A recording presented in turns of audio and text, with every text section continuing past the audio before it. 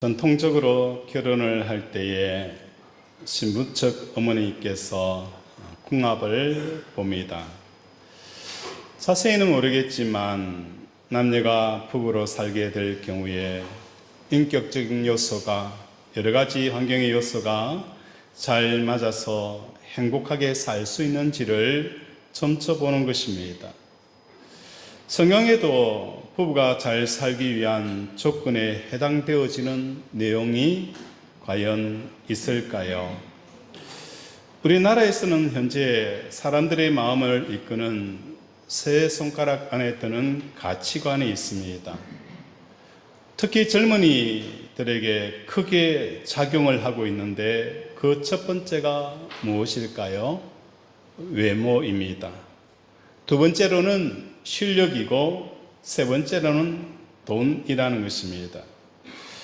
한국 사회에서 배우 김태희 씨가 계속해서 오랜 기간 동안에 회자되어지는 이유가 무엇 때문인지 개인적인 입장으로서 한번 생각해 보았습니다. 얼굴이 예쁜 배우는 참 많습니다. 그래서 김태희 씨가 얼굴이 예쁘기 때문에 많은 사람들에게 회자되어지느냐? 그게 아니라는 거예요. 김태희 씨보다도 더 예쁜 여자들이 많이 있어요.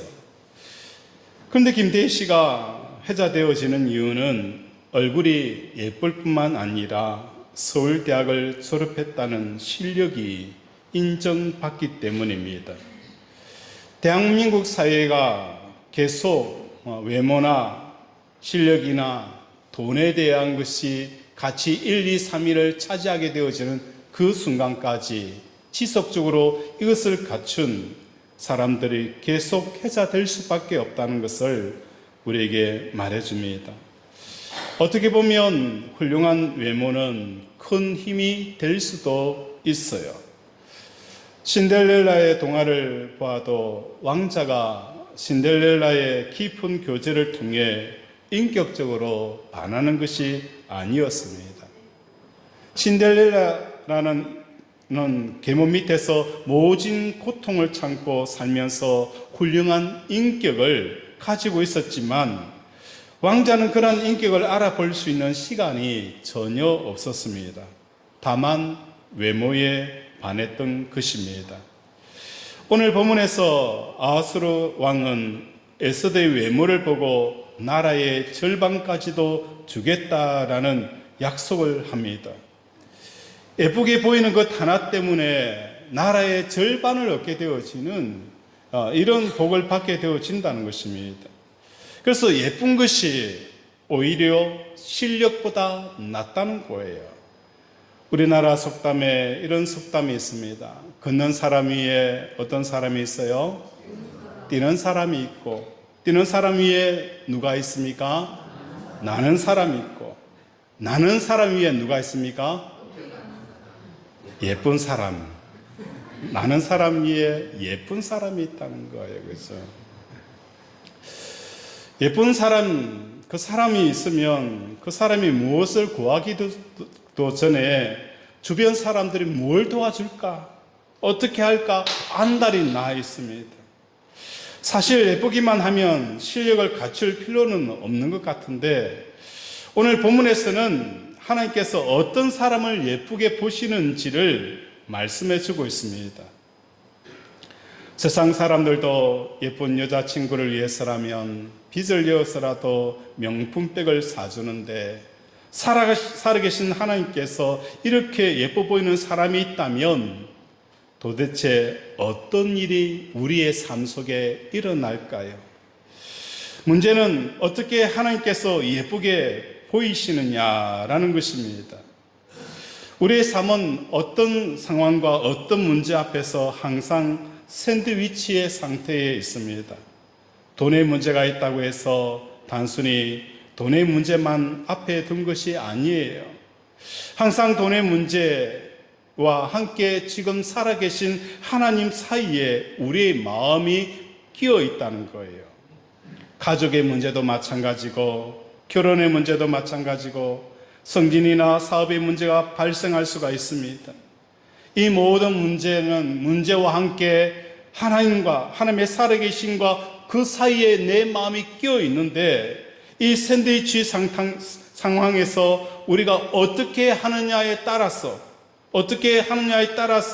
아수르 왕이 에스더를 향하여서 나라의 절반이라도 주겠다라는 하나님께서 나를 예쁘게 보실 때가 있다는 것입니다. 지금 본문에서 에스더가 페르시아 왕실 규례를 어기고 왕 앞에 나가는 모습이 나와 있습니다. 왕이 부르지 않았는데 왕실에 들어갔다가는 근위병에 의해서 잡혀 죽습니다. 에스더는 이렇게 말합니다.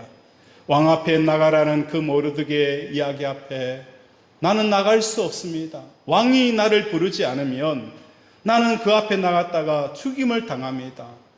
우리는 이 본문을 보면서 모르드게를 향한 변명이라고 생각할 수 있겠지만 실상은 그렇지 않아요. 그 왕실 안에서 이루어지는 살벌한 분위기를 누가 제일 먼저 잘 알까요? 왕후가 잘 압니다. 모르드게를 통해서 왕을 시해하려는 이 모함들이 발견이 되어져서 이 사람들이 처단이 되어져요. 왕을 죽이기 위해서, 왕을 시해하기 위해서 곳곳에 어떤 사람을 배치하느냐? 가장 신뢰하는 사람들을 통해서 왕을 죽이려 하는 것이 바로 암살자들의 계획이라는 것입니다. 영화에 보면은 대통령을 시해하기 위해서 가정체 접근의 사람들을 통해서 대통령을 죽이려 합니다. 우리가 생각할 때 아니 왕이 그렇게 대통령이 가장 친한 사람이 어떻게 대통령을 죽일 수 있을까? 그 계획을 공모한 암살자들은 그 사람의 가족을 인질로 삼습니다. 인질을 삼아서 만약에 대통령을 죽이지 않으면 내 가족 전부를 죽이겠다. 이 협박 앞에서 넘어가지 않을 사람이 누가 있겠습니까? 그래서 에스더도 어찌 보면 암살자를 통해서 가장 최측근인 왕후를 통해서 왕을 시해할 수 있다라는 이 생각은 근위대 병사들의 마음속에 있었다는 거예요.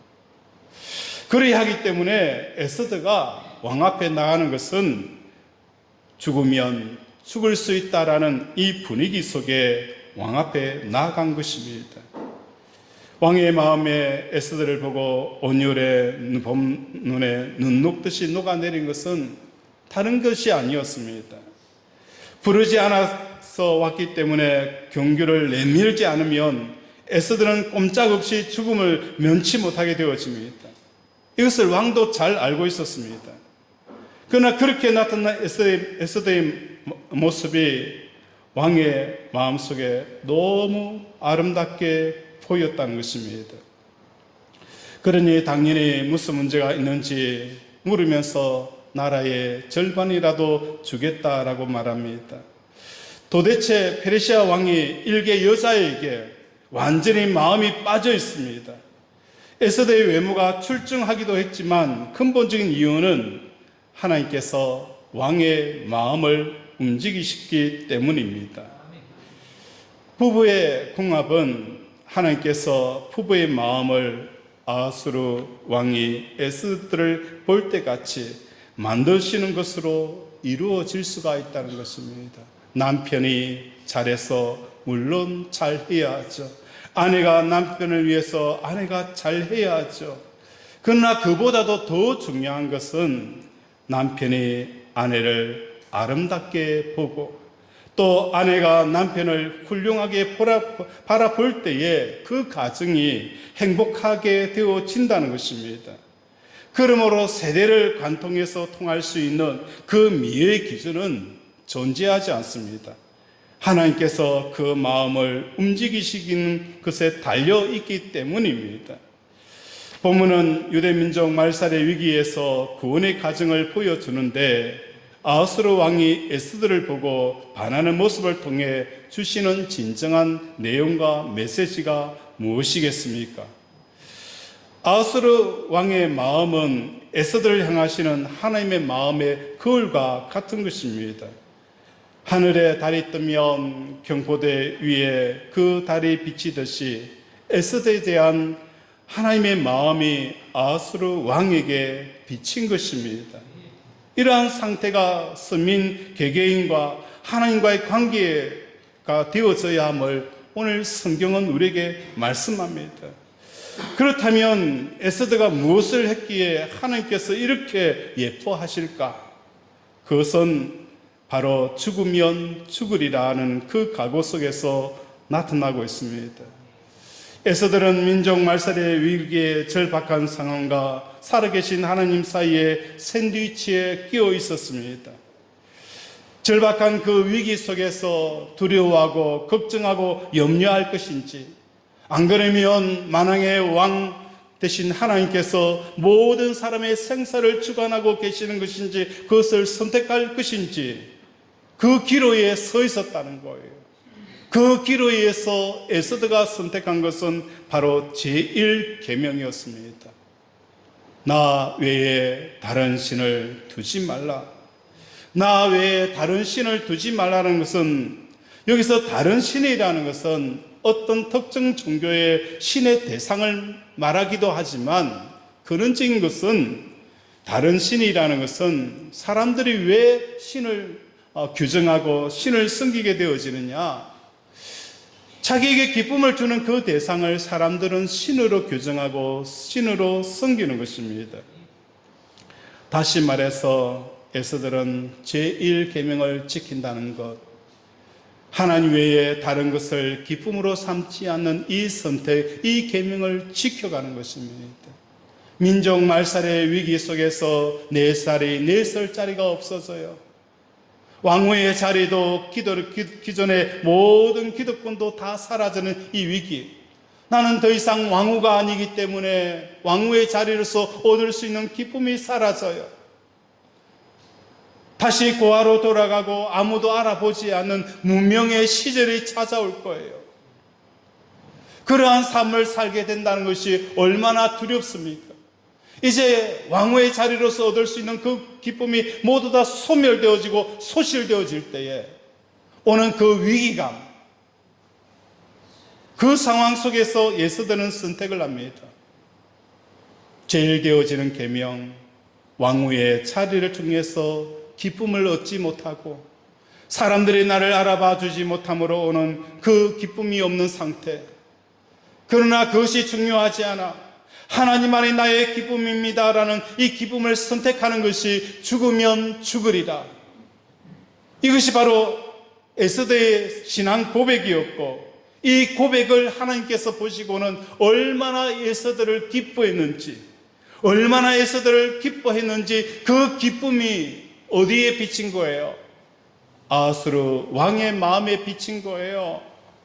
그러니까 왕의 입장에 보았을 때에 저기서 사뿐사뿐 걸어오는 에스더가 왜 그렇게 아름답게 보이는지, 왕의 마음이 아니라 이미 하나님의 마음이 에스더 왕의 마음에 비추어져서 드러나는 것이 바로 오늘 본문의 설명이라는 것입니다. 오늘 우리 사랑하는 권속들의 삶 가운데 여러분의 여러 가지 문제와 상황이 있을 거예요. 그리고 그 사이에, 하나님 사이에 나는 항상 샌드위치처럼 끼워져 있습니다. 그때 여러분은 하나님께서 기쁘시게 보는 이 선택은 바로 1계명을 지키는 것입니다. 이 1계명을 지켜가실 때에 하나님께서 나를 이쁘게 보신다는 것을 깨닫는 저와 여러분이 되어지기를 바랍니다. 나 외에 다른 신을 섬기지 말라. 제1계명의 본뜻은 마음에 하나님 외에는 기쁨과 만족을 줄 것이라고 믿는 대상을 얻게 하는 것, 이것이 바로 제1계명을 지키는 것입니다. 기독교 신앙에 있어서 기쁨과 만족과 평안은 핵심적인 내용입니다. 에덴의 기쁨이라는 뜻을 가지고 있고, 우리 예수님께서도 요한복음 15장 11절에 내 기쁨이 너희 안에 있어 너희의 기쁨을 충만하게 하려 함이라. 뿐만 아니라 14장 27절에 보면 평안을 너희에게 끼치노니 곧 나의 평안을 너희에게 주노라. 내가 너희에게 주는 것은 세상에 주는 것 같지 아니하니라 라고 말씀합니다. 예수님께서 우리에게 주시려고 하는 것은 돈을 많이 주시기 위해서, 사업의 성공을 위해서, 자녀가 잘 되는 것, 물론 그것도 중요합니다. 그런데 예수님이 우리에게 분명히 십자가에 죽어가면서까지, 십자가에 죽기까지, 아니 십자가의 죽음 이후의 부활을 통해서 우리에게 주시고자 하는 것이 명확하다는 것입니다. 무엇을 예수님께서 우리에게 주시고자 하였습니까? 바로 요한복음 15장 11절에 내 기쁨이 너희의 안에 있어 너희의 기쁨을 충만하게 하려 함이라. 우리의 삶에 기쁨을 주려 하는데 이 기쁨은 어디에서 오는 것입니까? 바로 예수님이 누렸던 그 기쁨을 우리에게 주시려고 이 땅에 오셨다는 것입니다. 사업의 성공을 통해서 자식이 잘 되어지고 돈을 많이 벌어서 오는 그 기쁨이 아니라 아버지 안에 있는 이 기쁨을 너희에게 주려고 이 땅에 왔다라고 말씀합니다. 요한복음 14장 27절에도 평안을 너희에게 끼치노니 곧 나의 평안을 너희에게 주노라. 내가 너희에게 주는 것은 세상에 주는 것 같지 아니하니. 또 예수님께서 말씀합니다. 내가 너희에게 주는 것은 세상이 알 수도 없고 세상이 줄 수도 없는 것을 너희에게 주노라. 그런데 우리는 세상을 향하여서 말합니다. 기쁨을 달라라고, 행복을 달라라고 세상을 향하여 요구하는데 세상은 우리에게 이렇게 답변합니다. 너희가 구하는 그 기쁨과 너희가 구하는 이 행복은 내가 어떤 것인지 알 수도 없고 내가 너에게 줄 수도 없는 것인데 왜 나에게 달라고 하느냐? 네가 진정 요구하는 그것은 하나님이 주시고자 하는 것, 줄 수 있고 하나님이 아시는 것이기 때문에 하나님에게로 가라라고 세상은 말하고 있습니다. 오늘 우리 살아가는 권속들의 삶 가운데 제일 계명은 내게 기쁨과 만족이 되는 대상이 하늘에 계신 하나님 외에는 있어서는 안 된다. 이것이 자존심 걸고 싸워야 될 그 싸움이라는 거예요. 제일 계명을 지킨다는 것은 내게 기쁨과 만족이 되는 대상이 하늘에 계신 하나님 외에 절대로 없다. 이것을 지켜나가는 것이 제일 되어지는 계명인 것입니다. 이럴 때에 제일 계명을 지킨다는 것은 돈 문제 때문에 걱정, 근심, 불안, 불평이 생겼다면 이것은 돈의 신을 믿는 것입니다. 내 자신을 한번 돌아보기를 원합니다. 우리는 돈 때문에 걱정합니다. 돈 때문에 염려합니다. 돈 때문에 불안합니다. 돈 때문에 불평합니다. 그러면서 이런 질문을 한번 던져보기를 원합니다. 네가 뭔데? 한번 외쳐볼까요? 시작. 네가 뭔데? 네가 뭔데? 네가 뭔데? 돈 네가 뭔데? 나를 이렇게 불안해하고, 돈 네가 뭔데? 나를 이렇게 염려하게 하고, 돈 네가 뭔데? 나를 이렇게 초조하게 하느냐? 길거리를 가다가 노숙자가 한마디 던지는 거 그거 영향력 받습니까? 안 받잖아요. 어떤 불행한 일을 당할 때에 여러분은 그 상대를 무시하기 위해서 뭐 하는 거예요?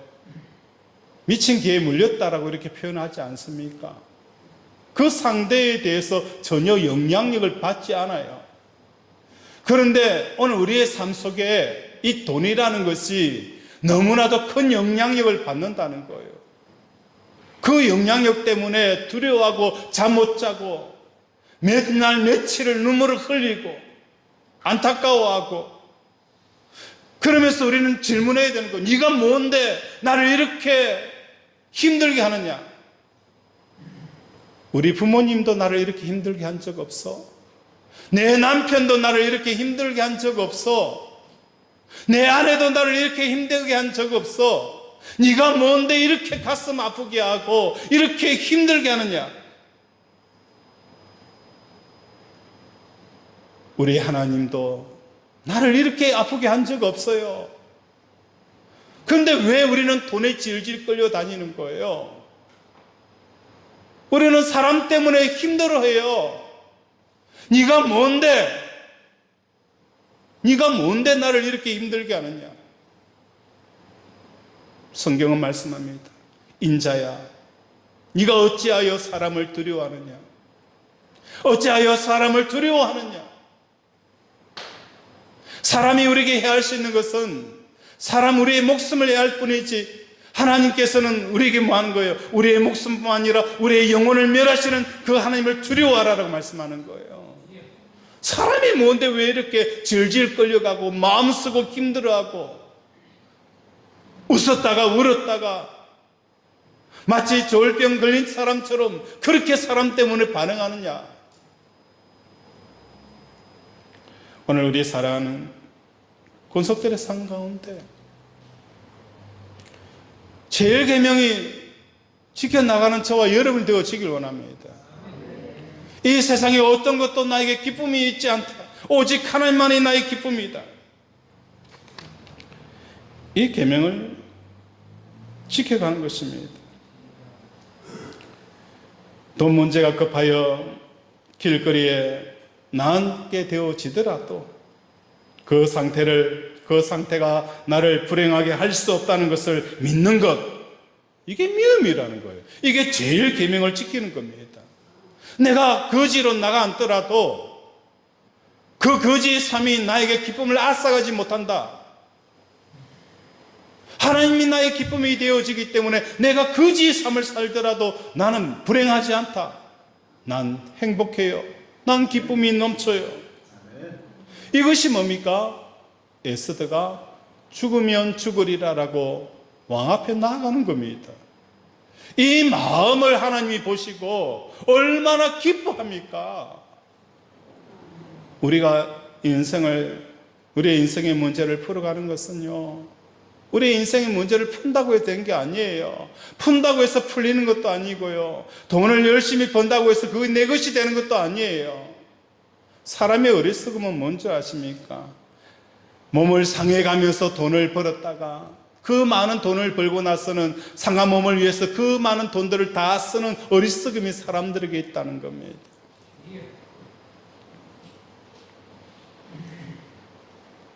우리 주님께서도 이 땅을 살아갈 때에 머리 둘 곳이 없다라고 하셨고 머리 둘 곳 없는 삶을 사셨습니다. 왜 길거리에 나가는 삶을 그렇게 두려워합니까? 길거리 나가는 삶 속에 기쁨이 없을까요? 만족이 없을까요? 행복이 없을까요? 하박국 기자는 양간에 소가 없고 밭에 소출이 없다 할지라도 난 여호와로 말미암아 즐거워하고 난 여호와로 말미암아 기뻐하리라. 이 기쁨의 잔치와 춤을 출 때에 하나님께서는 여러분 삶 가운데서 무엇이 나타나는 거예요? 하나님의 기쁨의 마음이 그 주위에 있는 모든 사람들의 마음에 거울처럼 비쳐서 우리의 적대되었던 사람들이 우리를 돕는 자가 되어질 것이고 우리의 경쟁자가 우리를 위하는 자들이 되어지는 역사가 일어나게 되어진다는 것입니다. 하나님의 뜻이 돈을 없애는 것이고 사업을 망하게 하는 것이라면 그대로 될 것이라고 여기고 받아들이는 저와 여러분이 되어지길 원합니다. 나는 사업의 흥망으로 인하여서 기뻐하지 아니할 것이고 슬퍼하지도 않을 것입니다. 내 기쁨과 슬픔은 오직 하나님께 달렸기에 하나님이 계시면 기쁜 것이고 하나님이 안 계시면 슬픔입니다. 이렇게 각오를 하고 나아갈 때에 하나님께서는 아하스로 왕의 마음을 움직여서 에스더를 볼 때에 크게 기뻐하도록 하셨다는 것입니다. 이 세상 일은 하나님이 어떻게 하시든지 내 기쁨과 만족과는 상관이 없다라고 고백하는 여러분이 되어지길 원합니다. 이 세상과 어떤 것도 하나님께서 주시는 그 기쁨과 상관없다라고 고백하는 것, 이것이 제일 되어지는 계명을 지키는 겁니다.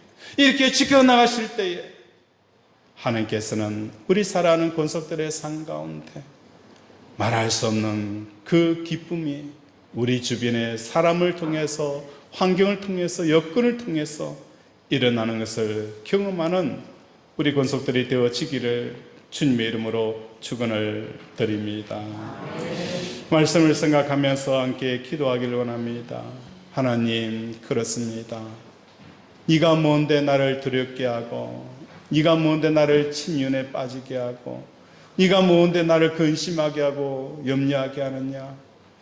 오늘도 우리는 그 대상을 향하여, 믿었던 대상을 향하여서 다시 한 번 더 아버지 우리의 신앙을 점검하고 하나님만이 우리의 기쁨이고 우리의 만족의 삶을 살게 해달라고 이 시간 주여 삼창 부르면서 함께 기도합니다. 주여, 주여, 주여. 아버지, 아버지, 오늘도 우리 사랑하는 고속들의 삶 가운데